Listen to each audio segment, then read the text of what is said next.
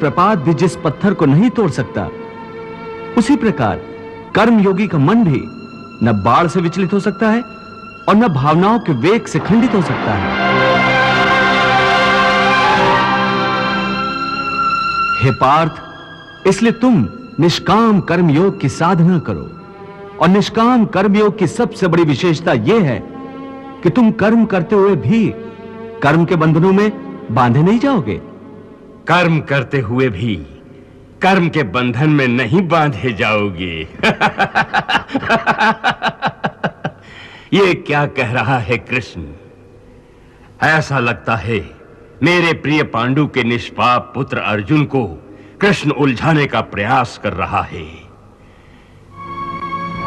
युद्ध के लिए तैयार कराने हेतु भूल भुलैया में फंसा रहा है।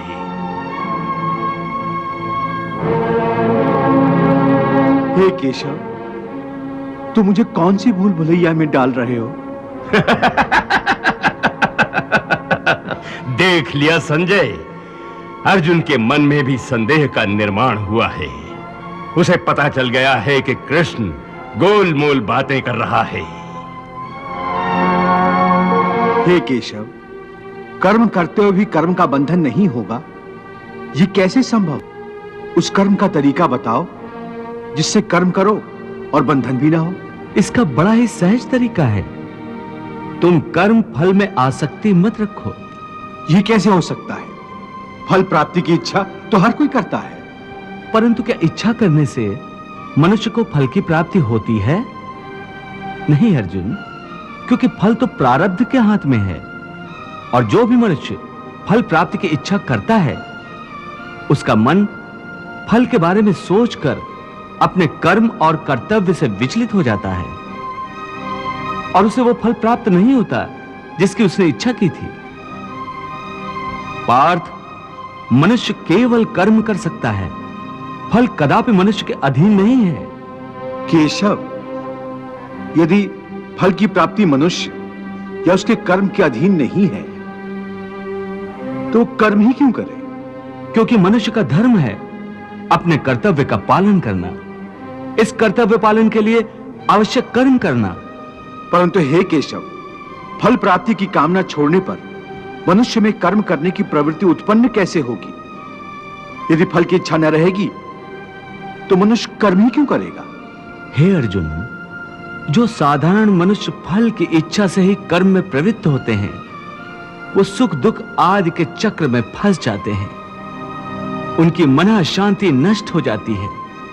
हर पल हर समय फल प्राप्ति के विचार से उनकी निद्रा उड़ जाती है। हे पार्थ, तुम दुर्योधन और उसके भाई को ही देखो। बचपन से ही दुर्योधन, शकुनी और दुशासन आदि ने हस्तिनापुर के सिंहासन को प्राप्त करने के लिए कितने अधर्म किए, याद है ना तुम्हें? उन्होंने जब भीम भैया को पानी में फेंक दिया था,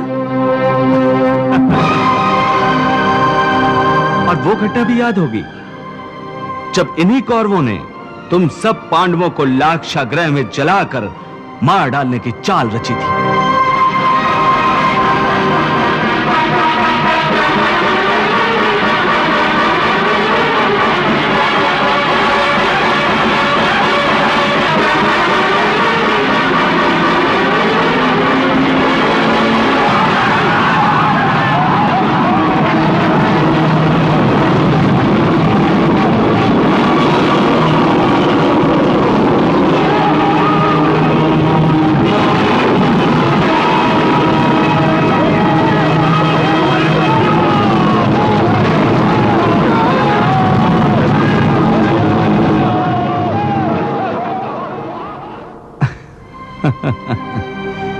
कैसी लाजवाब चाल थी उनकी।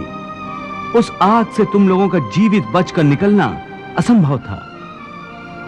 कितना योजनाबद्ध कर्म था, परंतु इस कर्म का फल उन्हें मिला नहीं,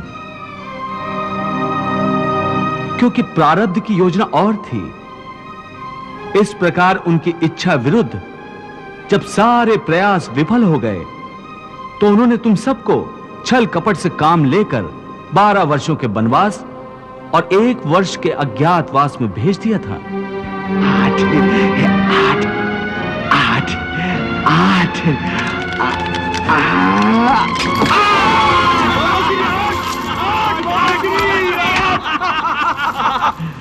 वाह मामा